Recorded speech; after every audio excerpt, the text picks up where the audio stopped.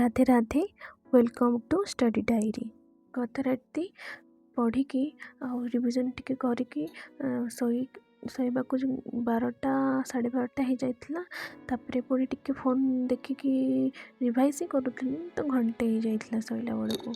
तापरे किछि समय परे आम निद भांगी गला और मते लागिला 4टा मते हो जाइछि। हेले टिके एपट सेपट हेली फोन को देखिला बेलकू 2टा अधे होइथिला। तो पुणी शोइबा चेष्टा कली, पुणी थरे निद भांगी गला। तो भाविली अलार्म कहीं पर्यंत बाजुनी, देखिला बेलू 3टा 3:30 होइथिला।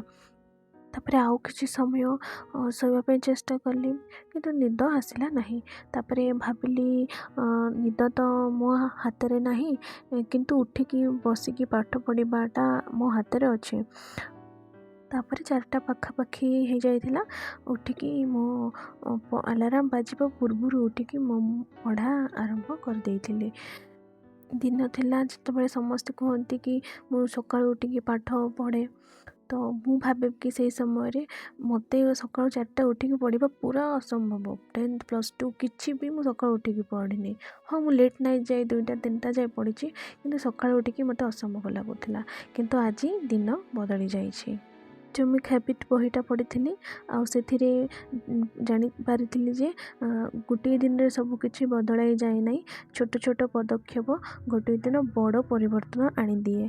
तो ये जिनसटा मो रियल लाइफ सहित एवं कनेक्ट कर पारुछि। मो पूर्व केबे भी सकाळ 4टारे उठी नथिली, गोटे दिन सबकिछि बदलैबाकू बाध्य चेष्टा करिनी मध्य। मु धीरे धीरे छोट छोट अभ्यास बदलैबा आरंभ कली। प्रतिदिन टिके टिके भल हेबाकू चेष्टा करिछि। सकाळ 4टा उठिबा कष्ट लागुथिला, किंतु अलार्म देकी बाध्यरे उठुथिली। आज एमिति समय हो जाइछि जे अलार्म बाजिबा पूर्वरु मो आखि खरी जाए। आमे छोट अभ्यास को बदलाइले दिन निश्चय परिवर्तन हब। Thank you. जय जगन्नाथ। राधे राधे।